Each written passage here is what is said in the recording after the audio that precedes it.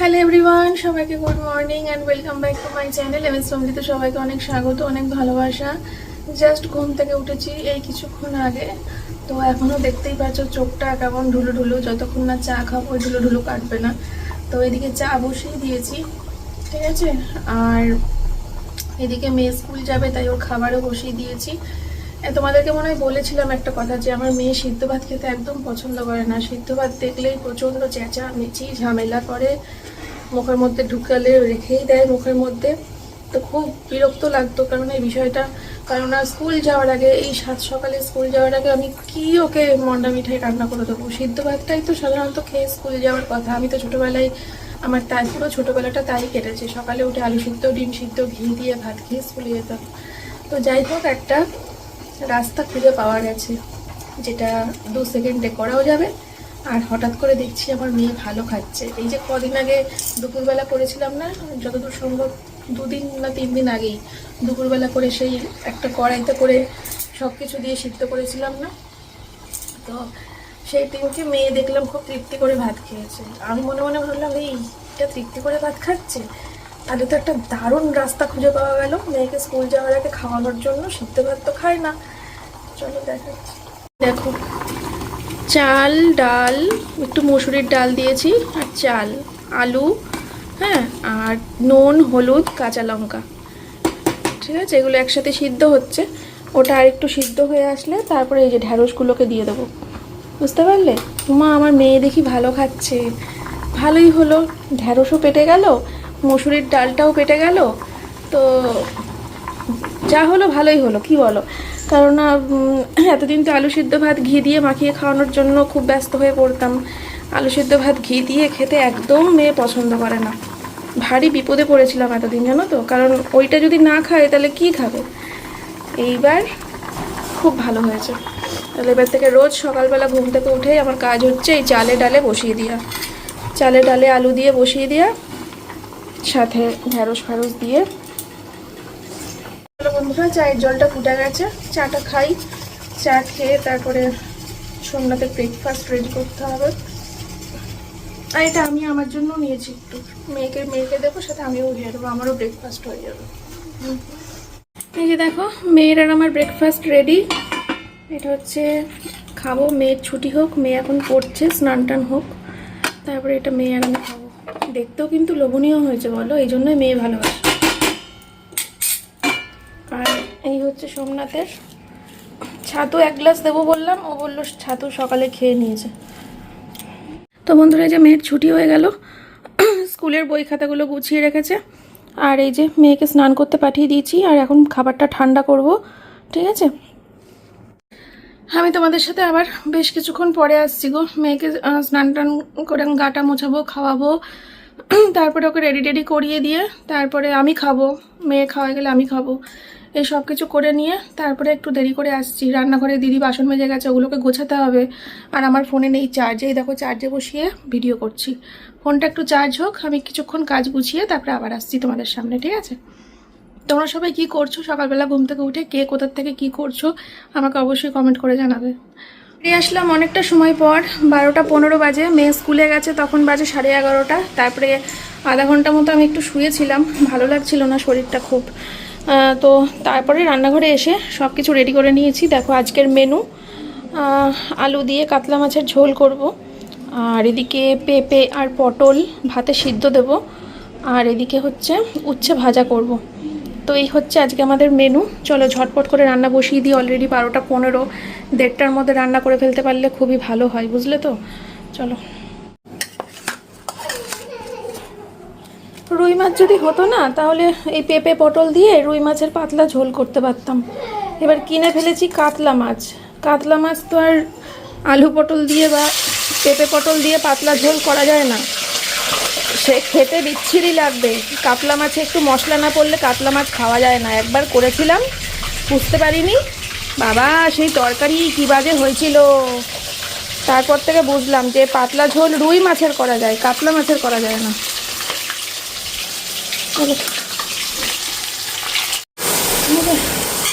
ভাত বসিয়ে দিলাম, এবার হয়ে গেছে কথা না।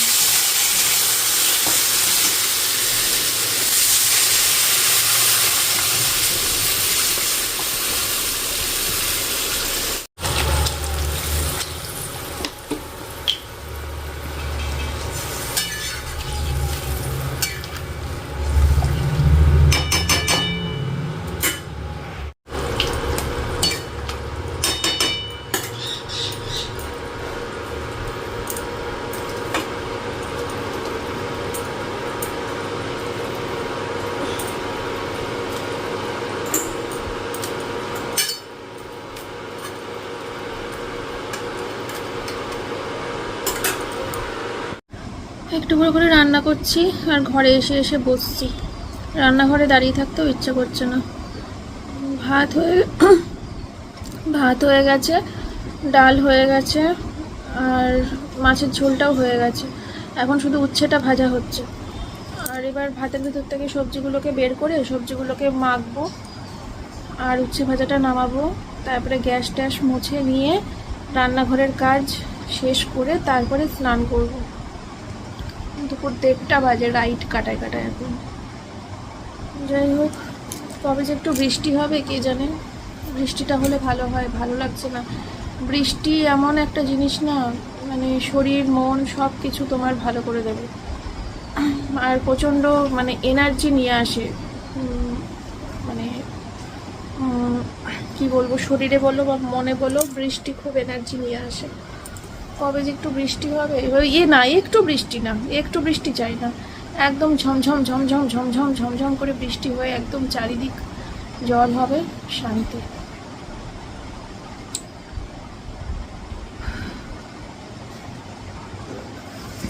চলো, ব্যবসার কাজটাও 2 দিন ধরে বন্ধ রয়েছে। ওই মানে বন্ধ রয়েছে বলতে মাল তুলতে পারছি না, এটাই হচ্ছে ব্যাপার। আগের মালগুলোই দেখাচ্ছি। কালকে কবে যেন বললো যেতে, গতকালকে বললো হচ্ছে পরশুদিন, মানে কালকে যেতে হবে। কালকে মাল তুলবো, তারপরে তাও লাইভ টাইপ করতে পারবো। লাইভ করবো না, দেখি শর্ট ভিডিও করতে পারি। ওই লাইভ করবো, যাই হোক করবো। টান হয়ে গেল। এই ছাদে যখন ফুল তুলতে যাই, ফুল তোলার মুহূর্তে ভিডিও করলে সেই ভিডিওগুলো তোমাদের খুব ভালো লাগে, তোমরা বলতে না, কমেন্ট আসতো অনেক যে দিদি তোমার ভিডিওর মধ্যে ফুল তোলার জায়গাগুলো আমাদের খুব ভালো লাগে, এরকম অনেক কমেন্ট আসতো। এখন ভুলেও নাম করবে না যে দিদি ফুল তোলার ভিডিওটা সুন্দর করে শ্যুট করে দেখাও, ভুলেও করবে না অনুরোধ। বাপরে বাপ, যে গরম পড়েছে। এবার একটা বিষয় একটু নত স্বীকার করি, হ্যাঁ তোমাদের কাছে করি একটু নত স্বীকার। ঠিক বলেছিলে গো, টিনের ঘর দুপুরবেলা করে, ওরে বাবা, 12টা থেকে 12টা না, সকাল 10টা থেকে এই 3:30 পৌনে 4টে পর্যন্ত, 10টা থেকে 3:30 পৌনে 4টে, ঘর আর ঘর নয়, এই যেন একদম চুল্লি। বাপরে বাপ। তারপরে বিকেল 4টা থেকে আমার নিচের ঘর ফেল, বিকেল 4টে 4:30 বাজতে না বাজতেই ছাদের ঘর হচ্ছে একদম পুরো ঠান্ডা, প্রচণ্ড ঠান্ডা। নিচের ঘর কিন্তু ঠান্ডা হয় না বিকেলের পর থেকে, না টিনের ঘর তো জানোই ওই রোদ পড়ে গেলেই খুব ঠান্ডা হয়, কিন্তু নিচের ঘর দুটো দিয়ে পুরো আগুনের গোলা বেরোয়, পুরো আগুনের গোলা। এসি ছাড়া থাকা যায় না নিচের ঘরে বিকেলের পর থেকে। তো ওপরটা বিকেল থেকে একদম সন্ধে থেকে শুরু করে সারা রাত ঠান্ডা, কিন্তু দুপুরটুকু ওরে বাবা। যখন ঘরটা কমপ্লিট হলো তখন বলেছিলাম না গরম হচ্ছে না, হচ্ছে গো, হচ্ছে দুপুরটুকু হচ্ছে, কয়েক ঘন্টা, বুঝলে। চলো ফুল তুলে নি, অনেক ফুলই ফুটেছে। একটু ছাওয়া দিল মনে হচ্ছে, এই ছাওয়াটুকুর মধ্যে কমপ্লিট করতে পারবো। কতদিন ভালো করে সুন্দর করে ভিডিও ওই সুন্দর যেভাবে করি আমি মাঝে মাঝে তোমাদের জন্য ভালোবেসে ভালো ভিডিও, কিন্তু ওইভাবে করতে পারছি না, শুধুমাত্র ওয়েদারের জন্য। যা গরম পড়েছে না, ধারণার বাইরে। জানি না কারা রানাঘাট থেকে আমার এই ব্লগটা দেখছো, অনেকেই তো আছো রানাঘাট থেকে দেখছো, তারা কমেন্ট করে দিও ভিডিওটায় কেমন গরম বলো। বিভৎস। ওরে বাবা জুতা, বললাম না একটু ছাওয়া ছিল, আবার উঠলো রোদটা। ওরে বাবা,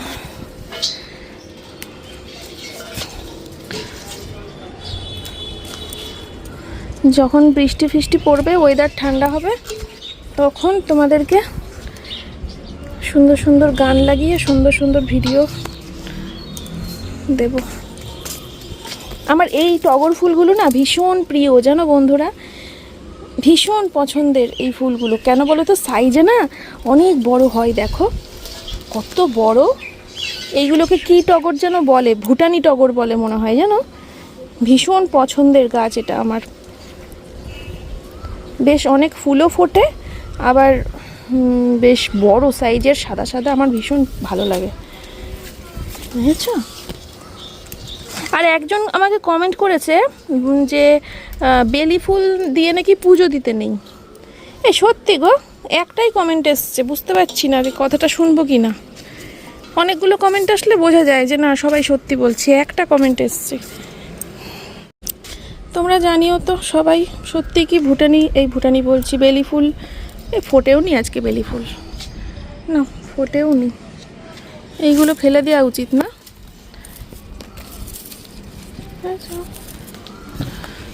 দেখো ধরলেই পড়ে যাচ্ছে, আলাদা করে ফেলতে লাগছে না। বাবা তো ঝাড়া দিলেই পড়ে যাবে মনে হচ্ছে। বাপরে রোদ, আর পাচ্ছি না, না থাক, পরে হবে পরে হবে, আমি নিচে যাই। আর লাগবে না ফুল, প্রচুর তুলে নিয়েছি, আমার হয়ে যাবে ভালো। ওই দেখো জবা,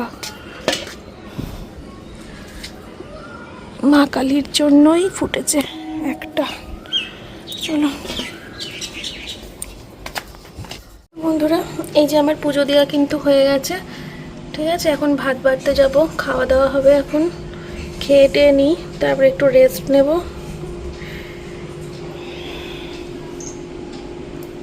চলো,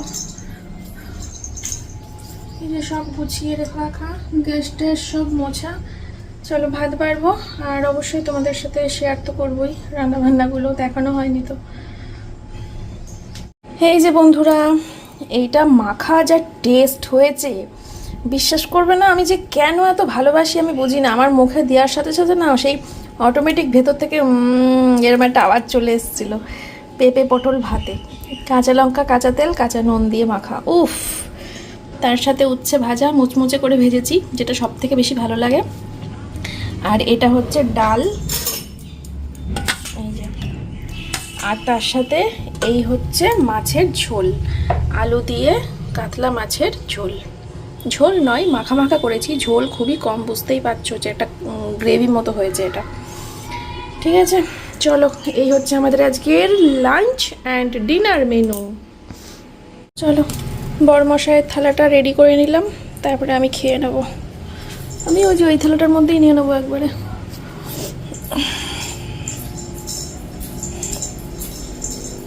হ্যালো এভরিওয়ান, এখন হচ্ছে সবাইকে জানাই শুভ সন্ধ্যা। এখন বাজে 6:33 বাজে। এখন আমরা উঠলাম মা মেয়েতে বিছানা ছেড়ে, ঠিক আছে? দিয়ে বিছানাটাকে তুললাম, বালিশ কম্বল দিয়ে ওর স্কুলের ব্যাগ টেবিল সব রাখলাম, চুল টুল বেঁধে দিলাম, পাউডার মাখিয়ে দিলাম। আজকে আর হেয়ার ব্যান্ড দিইনি, আজকে চুলটাকে ক্লিপ দিয়ে বেঁধেছি। রোজ খালি সারাদিন, দিন নেই রাত নেই, hair band hair band hair band. তাহলে ক্লিপগুলো কি হবে? ডিম পারবে? এতগুলো ক্লিপ জানো, ওর কত সুন্দর সুন্দর হেয়ার ব্যান্ডও রয়েছে অনেক, কিন্তু ক্লিপগুলো তো ব্যবহার করতে হবে। এই ক্লিপের সাথে ওই ক্লিপ যায় না, এই ছোট এই ক্লিপগুলো দিয়ে চুল বাঁধার স্টাইল আবার আলাদা, ওটা অন্য সময় বেঁধে দেবো, ঠিক আছে? তো চলো, আমি দুপুরবেলা ঘুমাইনি, সারা দুপুর ধরে শুয়ে শুয়ে ফোনই ঘেটেছি, ঠিক আছে? তো এখন হচ্ছে সোমনাথ ঘুমাচ্ছে, ও এখনো ওঠেনি। আমি দেখি একটু ফ্রেশ হই, চোখ মুখ ধুই, সন্ধে দিই, তারপরে আসছি আবার পরে। তো বন্ধুরা, সন্ধে টন্ধে দিলাম আর ফ্রেশ হলাম, তারপরে ভাত বসিয়েছি। এখানে যে মাজা বাসনগুলো ছিল ওগুলো সব গুছিয়ে রাখলাম, দিয়ে এই খাবার দাবারগুলো শুধু রয়েছে। আর ভাত হচ্ছে, এখানে রাতে ভাত খাবো, তো সেটারই বসিয়ে দিয়েছি, কারণ দুপুরের ভাত অল্প বেঁচেছে, এই যে এইটুকু, তার জন্য ভাবলাম আর একটু ভাত বসিয়ে দিই, ওটা উবুর দেওয়ার আগে এই ভাতটা মিশিয়ে দিয়ে একবারে উবুর দিয়ে দেবো, তো তাহলেই হয়ে গেল। আমি এখন রেডি হয়েছি, যাবো হচ্ছে বাইরে একটু চা খেতে। তো চলো চা খেয়ে আসি, আর এসে তারপরে ভাত উপর দেবো, কারণ ভাতটা এখন আর একটু হবে, বুঝলে তো, এখনো চাল, এখনো ওই গরমে গরমে হয়ে যাবে, এইটুকু আর ইয়ে করতে হবে না, গরমে গরমে হয়ে যাবে বাকিটুকু। থাক, এসে ওপর দিয়ে দেবো। এসে এটা মেশাবো, মিশিয়ে তারপরে ওপর দেবো। এখন শুধু ঢেকে রাখি এটা।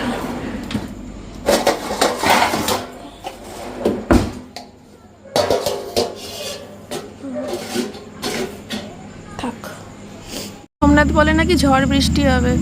দেখো আকাশের চাঁদও দেখা যাচ্ছে, আকাশের তারাও দেখা যাচ্ছে। ব্যাঙের মাথা হবে ঝড় বৃষ্টি।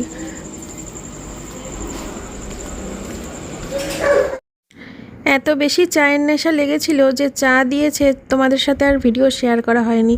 চায়ের সাথে ওই নিমকি বিস্কুটগুলোই খেয়েছিলাম। তো চা খাওয়ার পরে মেয়ের জন্য একটা রোল বিস্কুট কিনে নিয়েছি। মেয়েকে সন্ধ্যাবেলা কিছু দেওয়া হয়নি, তো এটাই দেবো।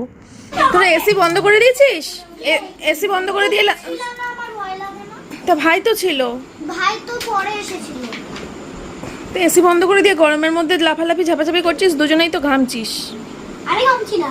না তুমি ঘামছো না, এগুলো কি? এই যে ঘামছি না। করো, টিভি দেখো। হ্যাঁ কে শানিস তো? ওই তো আর সারাদিন আমার ভিডিও দেখে, ও দেখে। এ টিভিতে চালিয়ে চালিয়ে দেখে আর ও ফোনে দেখে সারাদিন। না না টিভিতেও দেখে, সেদিনকে ওই বাড়ি গিয়ে দেখি টিভিতে দেখছে। হ্যাঁ লাইক করে দিস তো আমার ভিডিও। ঠিক আছে, গুড বয়। হ্যাঁ আমার দুটো ভিউয়ার্স। এই যে আমি তোমাকে সাবস্ক্রাইব করে রেখেছি। তাই? দাঁড়াও দাঁড়াও, এই যে দেখাচ্ছি। ও এই যে আমি ভিডিও ভালো লাগে? হ্যাঁ। না লাগে না? আমার ভিডিও ভালো লাগে না? ঠিক আছে। বড় টিভি চালিয়ে দেখে আমার ঠিক আছে, পরে দেখবো আমি বাবাকে খেতে দিই মা। ঠিক আছে, গরম লাগলে এসি চালিয়ে নিও। হ্যাঁ এসি চালালে জানলা দরজা বন্ধ করে চালিয়ে নিও, ঘর ঠান্ডা থাকবে। শোবো তো খাওয়া দাওয়া করে পরে। লাইটটা অফ করে দিই। তো চলো বন্ধুরা, এখন খাওয়া দাওয়া করবো। বাজে হচ্ছে রাত্রি 9:10। ভাত নিয়ে ওপরে চলে যাই। সোমনাথ ওপরে চলে গেছে। রাত্রের খাওয়াটা আমরা কদিন ধরে ওপরেই খাচ্ছি। ওপরে ডাইনিং টেবিলে বসেই ডিনারটা হচ্ছে, বুঝলে। আর লাঞ্চটা নিচেই হচ্ছে, ডিনারটা ওপরেই হচ্ছে। ওপরে বেশ ঠান্ডা, তো ওপরে খাওয়া দাওয়া করে খুব আরাম। খাওয়া দাওয়া না, সব কিছু করেই আরাম ওপরটা সন্ধ্যের পর।